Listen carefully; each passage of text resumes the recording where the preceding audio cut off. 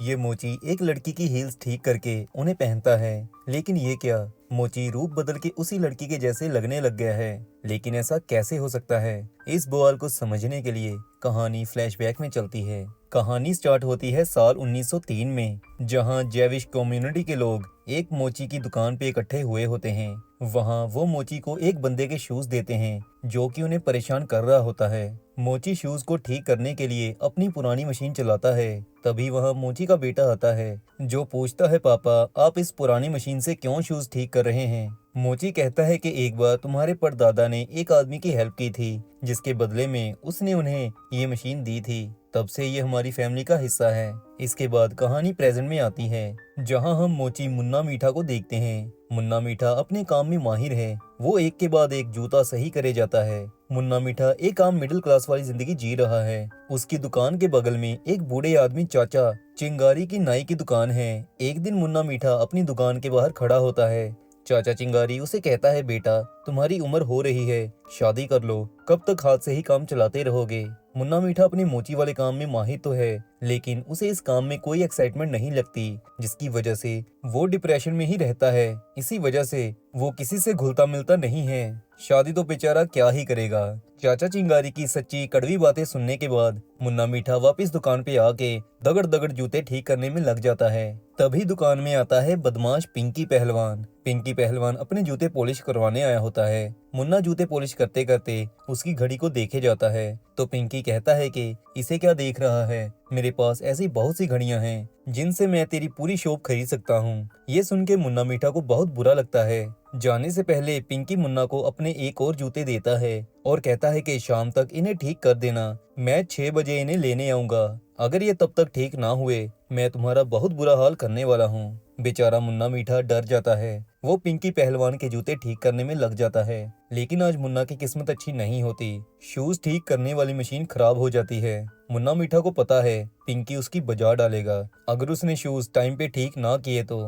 तभी उसे याद आता है कि उसके पास उसके पूर्वजों की एक और मशीन पड़ी है। फिर वो बेसमेंट में जाता है, जहां मुन्ना पुरानी मशीन से धड़ धड़ शूज ठीक कर देता है। शाम होती है। मुन्ना पिंकी की वेट कर रहा होता है, लेकिन पिंकी पहलवान आता ही नहीं। फिर मुन्ना वेट करता करता पिंकी के शूज का नंबर देखता है, जो कि होता है 10:30। मुन्ना को भी इसी नंबर के शूज आते हैं। वो फिर उन्हें पहन के देखता है, लेकिन ये क्या, मुन्ना शूज पहनते ही पिंकी पहलवान में बदल जाता है। जब वो अपने आप को शीशे में देखता है तो वो डर जाता है। फिर वो जल्दी पिंकी के शूज उतार देता है, जिसके बाद वो वापस से अपने असली रूप में आ जाता है। ये देख के मुन्ना पहले अपनी दुकान का शटर लगाता है, फिर वो दोबारा से शूज को पहनता है, जिसके बाद वो दोबारा पिंकी पहलवान बन जाता है। फिर मुन्ना इन शूज को उतार के वहां पड़े बाकी 10:30 नंबर के शूज को पहन के देखता है, लेकिन उन्हें पहन के वो बदलता नहीं, पर सिर्फ पिंकी पहलवान के शूज पहन के वो क्यों बदल रहा था, इसे जानने के लिए मुन्ना मीठा ठंडे दिमाग से सोचता है। फिर उसे याद आता है आज उसने पुरानी मशीन से जूते ठीक किए थे,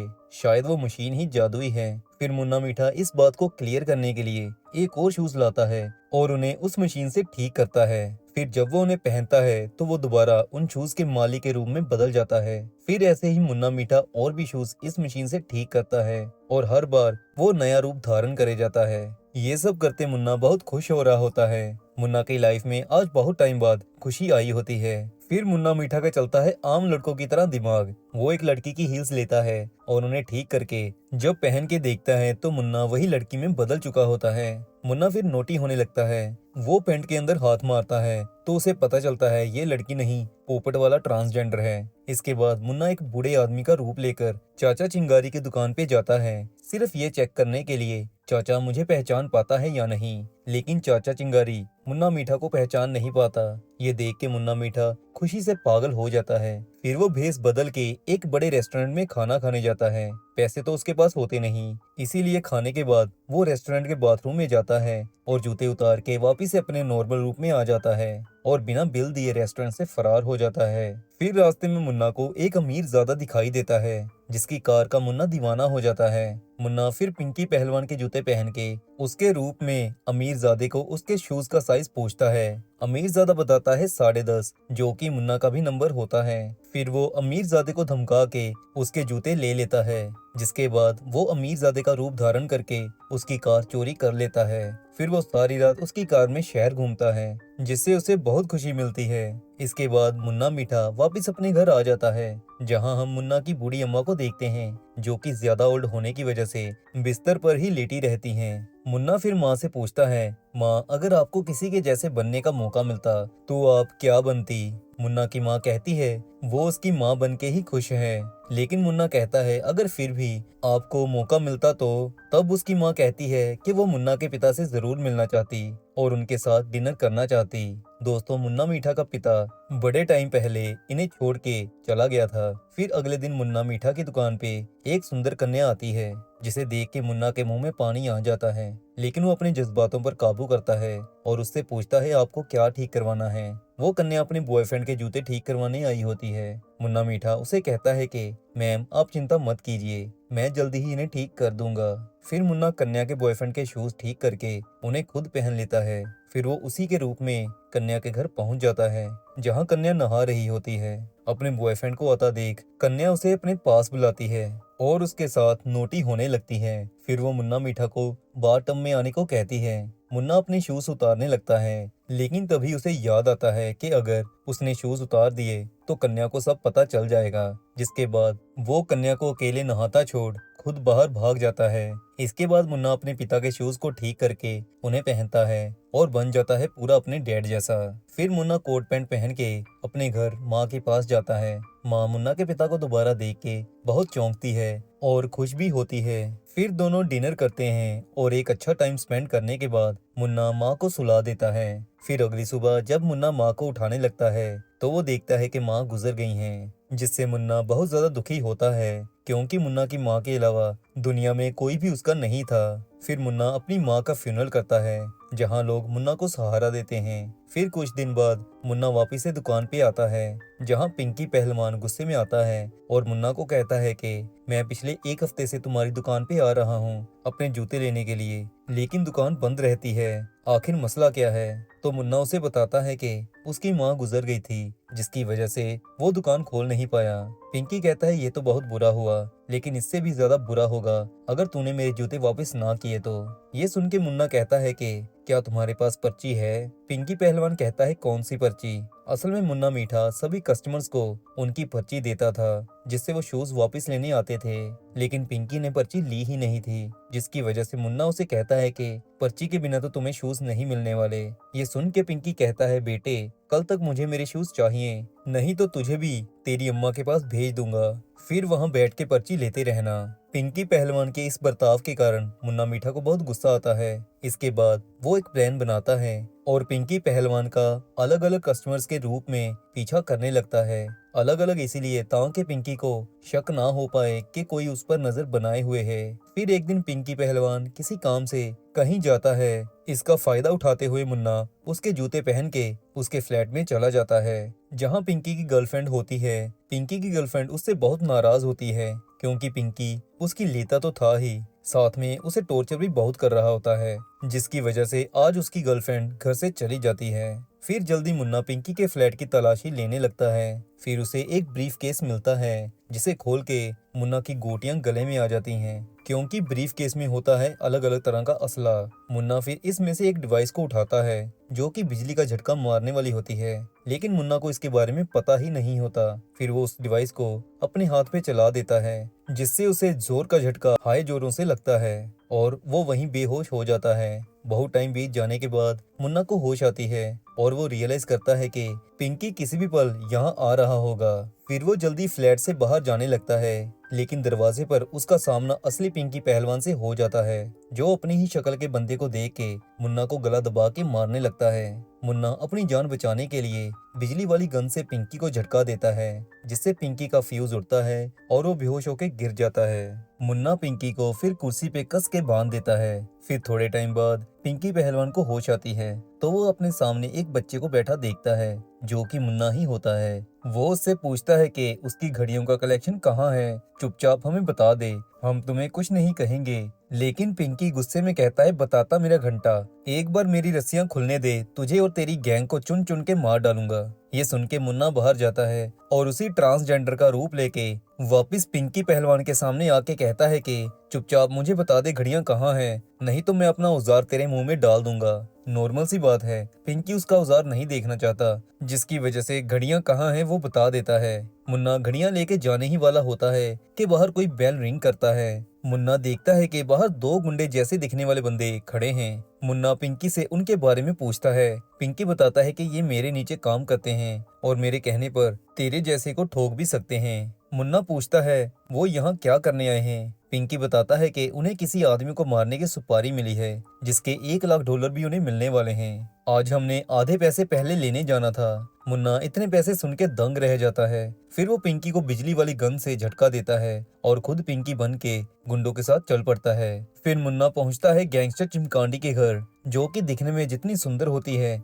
उतनी ही हरामी भी होती है। वो मुन्ना को $50,000 देती है और कहती है काम ठीक से ना हुआ तो तुम्हें पता ही है मैं क्या करूंगी तुम्हारे साथ। मुन्ना को कोई टेंशन नहीं थी, उसने तो जूते उतारने थे और अपने असली रूप में आ जाना था। पैसे लेने के बाद मुन्ना ट्रांसजेंडर का रूप लेके दोबारा पिंकी के घर घड़ियां लेने जाता है, लेकिन इस बार पिंकी ने अपने आप को छुड़वा लिया था। मुन्ना दरवाजा खोलता है तो पिंकी उसके सर में बंदूक मार के पहले उसे नीचे गिराता है, फिर वो मुन्ना का गला दबा के उसे मारने लगता है। इस झड़प में मुन्ना का ट्रांस वाला जूता उतर जाता है और वो अपने असली रूप में आ जाता है। रूप बदलता देख पिंकी पहलवान हैरान हो जाता है। मौका देख के मुन्ना भागने लगता है, लेकिन फिर पिंकी उसे पकड़ने की कोशिश करता है, लेकिन अपने आप को बचाने के लिए मुन्ना ट्रांस की हाई हील से पिंकी के गले पर हमला कर देता है, जो कि पिंकी के गले को पाड़ देती है, जिससे पिंकी वहीं गिर जाता है और थोड़ी ही देर में वो मर जाता है। मुन्ना ये देख के काफी डर जाता है। जिसने कभी किसी से ऊंची आवाज में बात भी ना की हो,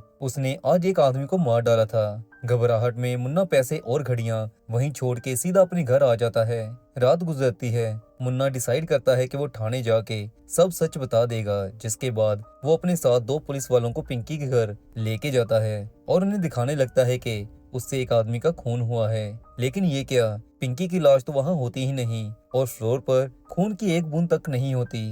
पैसों और घड़ियों का तो वहाँ नामो निशान भी नहीं था। पुलिस वाले ये देख के मुन्ना को कहते हैं कि आप चुपचाप अपने घर चले जाइए। उन्हें लगता है कि मुन्ना मीठा शायद कोई बावला इंसान है। इसके बाद मुन्ना मीठा अपनी दुकान पे वापस आता है तो वो देखता है कि किसी ने उसकी दुकान में वही पैसे और घड़ियां रखी हुई हैं, साथ में ट्रांसजेंडर के हाई हील्स भी छोड़े होते हैं। ये सब देख के मुन्ना सोच में पड़ जाता है कि ये भला कौन कर सकता है। मुन्ना फिर पैसों से भरा बैग लेके कहीं जाने लगता है। तभी चाचा चिंगारी मुन्ना को रोकता है और पूछता है कि आजकल तुम कहाँ रहते हो, दुकान पे भी नहीं आते, तुम्हारा काम में ध्यान नहीं लग रहा। मुन्ना बताता है कि वो ये पैसे किसी को वापस करने जा रहा है, बाद में बात करेगा। लेकिन चाचा चिंगारी कहता है कि बेटा जो पैसे तुम्हारे पास हैं उन्हें तुम खुद अपने आप पर खर्चो, इस जमाने में भला बनने की कोई जरूरत नहीं है। लेकिन मुन्ना चाचा को धक्का मार के कहता है कि वो उसकी पर्सनल लाइफ से दूर रहें। मुन्ना को असल में समझ नहीं लगती कि चाचा ऐसा क्यों कह रहे हैं। फिर मुन्ना पैदल चल के दोबारा से ट्रांस का रूप लेके गैंगस्टर चिमकांडी के पास जाता है। वो चिमकांडी को कहता है कि पिंकी उसका काम नहीं कर पाएगा, इसीलिए वो पैसे वापस देने आया है। चिमकांडी लेकिन कहाँ मानने वाली थी। वो कहती है उसे पैसों से नहीं आदमी के मरने से मतलब है। इतना कहते ही चिंगारी के आदमी मुन्ना को बेहोश कर देते हैं और उसे गाड़ी में अगवा करके कहीं ले जा रहे होते हैं। रास्ते में मुन्ना को होश आती है। वो जल्दी जूते बदल के भयानक बूढ़े आदमी का रूप लेता है, जिसे देख के गुंडे डर जाते हैं। गुंडों का ध्यान रोड से हटता है, जिससे उनका एक्सीडेंट हो जाता है। गुंडे जख्मी हो जाते हैं, लेकिन मुन्ना ठीक ठाक गाड़ी से उतरता है और घर वापस चला जाता है। अगली सुबह मुन्ना दुकान पे कोल्ड ड्रिंक पी रहा होता है, तभी उसकी ड्रिंक गिरती है और एक कागज को गीला कर देती है। मुन्ना कागज देखता है तो उसे याद आता है कि ये पोस्टर तो एक लड़की ने उसे दिया था, जो एक बूढ़े आदमी को बचाना चाहती थी, जिसे गुंडे धमकियां दे रहे थे उसे अपना फ्लैट खाली करवाने के लिए। पोस्टर को ध्यान से देख के मुन्ना को याद आता है कि गैंगस्टर चिमकांडी इसी बूढ़े आदमी को तो मरवाना चाहती थी। मुन्ना जल्दी उस लड़की जिसका नाम बुलबुल है उसके पास जाता है और उसे ये सब बताता है। बुलबुल मुन्ना को साथ लेकर बूढ़े आदमी के पास जाती है और उसे बताती है कि फ्लैट खाली करवाने के चक्कर में आपको कुछ लोग मारना चाहते हैं। बूढ़ा आदमी कहता है कि आपका बहुत बहुत शुक्रिया, ये सब बताने के लिए, लेकिन वो अपना घर कभी नहीं छोड़ेगा। वो यहीं पला बड़ा है, उसकी सारी जिंदगी यहीं गुजरी है, अपने घर को छोड़ के वो कहीं नहीं जाने वाला। ये सब सुन के मुन्ना को एक आइडिया आता है। वो बूढ़े आदमी से उनके जूते का साइज पूछता है, जो कि होता है 10.5। मुन्ना फिर एक प्लान बनाता है। अगले दिन वो बूढ़े आदमी के जूते पहन के चिमकांडी से मिलने जाता है। मुन्ना कहता है मैं घर छोड़ दूंगा, लेकिन बदले में मुझे $1 लाख चाहिए। चिमकांडी के पास तो पहले ही बहुत सारी धन दौलत है। वो मान जाती है। फिर अगले ही दिन चिमकांडी के लौंडे मुन्ना यानी के बूढ़े आदमी को पैसे दे देते हैं, जो मुन्ना सीधा जाके बूढ़े आदमी को देता है। बूढ़ा आदमी पैसे लेकर अपनी बेटी से मिलने चला जाता है। अगले दिन चिमकांडी बूढ़े आदमी का फ्लैट चेक करने जाती है, लेकिन वो देखती है कि बूढ़ा आदमी अभी भी वहीं बैठा हुआ है। चिमकांडी का बीपी हाई हो जाता है। वो बूढ़े आदमी को ऊंची ऊंची बोलने लग जाती है कि तुम यहाँ से अभी तक गए क्यों नहीं? मैंने तुम्हें मुंह मांगे पैसे भी दे दिए हैं, फिर भी अभी तक यहाँ क्या कर रहे हो? बूढ़ा आदमी जो कि मुन्ना बना होता है, वो कहता है कौन से पैसे, कैसे पैसे? मैंने तुमसे कोई पैसे नहीं लिए। बेवकूफ मत बनाओ मुझे, और मैं फ्लैट कभी नहीं खाली करने वाला। ये सुन के चिमकांडी उसे धमकी देती है कि मुझे तेरी बेटी का एड्रेस पता है, उसे तो मैं मार डालूंगी। अब उसे कोई नहीं बचा सकता। तूने गलत औरत से पंगा लिया है। धमकी सुनते ही बूढ़े आदमी के पीछे से दरवाजा खुलता है और रिपोर्टर कैमरा के साथ बाहर आता है। असल में ये सारी चाल मुन्ना ने जानबूझ के चली होती है। चिमकांडी ने जो अभी अभी धमकी बूढ़े आदमी को दी थी, वो टीवी पर लाइव टेलीकास्ट हो रही थी। ये सब देख के चिमकांडी रिपोर्टर पर भी भड़क जाती है, लेकिन अब देर हो चुकी थी, जिसके बाद चिमकांडी को गिरफ्तार कर लिया जाता है। इन सब के बाद बुलबुल मुन्ना को उसकी दुकान पे मिलने आती है, जो कि पहले तो उसका शुक्रिया करती है, फिर उसे डिनर पर इनवाइट करती है। मुन्ना जो कि उसे पसंद करता है, वो हाँ कह देता है। ऐसे दोस्तों, मुन्ना की जिंदगी में भी एक लड़की की एंट्री हो जाती है। पता नहीं दोस्तों, हमारी जिंदगी में ये टाइम कब आएगा। इसके बाद मुन्ना बगल वाली चाचा चिमकांडी की दुकान पे जाके उनसे बुरे बिहेवियर करने के लिए माफी मांगता है। चाचा चिमकांडी मुन्ना को कुर्सी पर बिठा के उसे मुरब्बा देता है और कहता है कि बेटा इसे खाओ, जिस हिसाब से तुम रूप बदल रहे हो, तुम्हारी सेहत पर बहुत बुरा इफेक्ट पड़ेगा। ये सुन के मुन्ना मीठा हिल जाता है और चाचा से पूछता है, आप चाचा ये सब कैसे जानते हो? चाचा फिर उसे कहता है, बेटा तुम्हें क्या लगता है मैं सिर्फ एक नाई हूँ? नहीं, मैं भी तुम्हारी तरह एक मोची हूँ। फिर वो अपने जूते उतारता है, जिसे देख के मुन्ना हैरान रह जाता है। चाचा चिमकांडी असल में मुन्ना मीठा का पिता होता है। वो चाचा चिमकांडी ही था जिन्होंने पिंकी पहलवान की लाश को ठिकाने लगाया था और सारे पैसे मुन्ना की दुकान में छोड़ दिए थे। इसी वजह से उस दिन मुन्ना का पिता जोर दे रहा था कि इन पैसों को तुम अपने आप पर खर्च करो। मुन्ना का पिता इतने सालों से मुन्ना के ही बगल में रह रहा था, जिसका पता मुन्ना को अब चल पाया था। फिर मुन्ना अपने पिता को कस के हक करता है, लेकिन मुन्ना उनसे गुस्सा भी करता है, क्योंकि इतने टाइम मुन्ना और माँ अकेले रह रहे थे। वो पूछता है, क्या आपको कभी हमारी याद नहीं आई? तो मुन्ना का पिता कहता है कि बेटा याद तो आती थी, लेकिन उसने बहुत खतरनाक लोगों से दुश्मनी ले रखी थी, जिसकी वजह से उसे भेस बदल के रहना पड़ा ताकि तुम दोनों सेफ रह सको। इसके बाद मुन्ना का पिता उसे दुकान के बेसमेंट में लेके जाता है, जो कि बहुत बड़ी होती है और उसमें ढेर सारे जूते रखे होते हैं, जो कि मुन्ना के परदादा से लेकर अब तक के अमीर लोगों के होते हैं। इसके बाद मुन्ना अपने पिता को घर चलने को कहता है, लेकिन मुन्ना का पिता उसे कहता है कि बेटा चलते हैं, लेकिन आगे से नहीं पीछे से चलते हैं। जहां मुन्ना एक महंगी गाड़ी खड़ी देखता है, वहां फिर मुन्ना का पिता उसे बताता है कि बेटा हमारा सिर्फ नाई का बिजनेस ही नहीं है, ड्राई क्लीनिंग का बिजनेस भी है। जो कपड़े लोग हमारे पास लाते हैं, हम उन्हें भी इस मशीन से टांके लगा के उन्हें पहन के अपने मकसद के लिए यूज करते हैं। मुन्ना ये सब सुन के काफी हैरान होता है कि जूतों के साथ साथ कपड़ों से भी वो रूप बदल सकते हैं। फिर दोनों गाड़ी में बैठते हैं और घर की तरफ खुशी खुशी निकल पड़ते हैं। और इसी के साथ ये मूवी यहाँ समाप्त होती है। आई होप कि आपको एक्सप्लेनेशन अच्छी लगी होगी। जाने से पहले चैनल सब्सक्राइब जरूर करिएगा।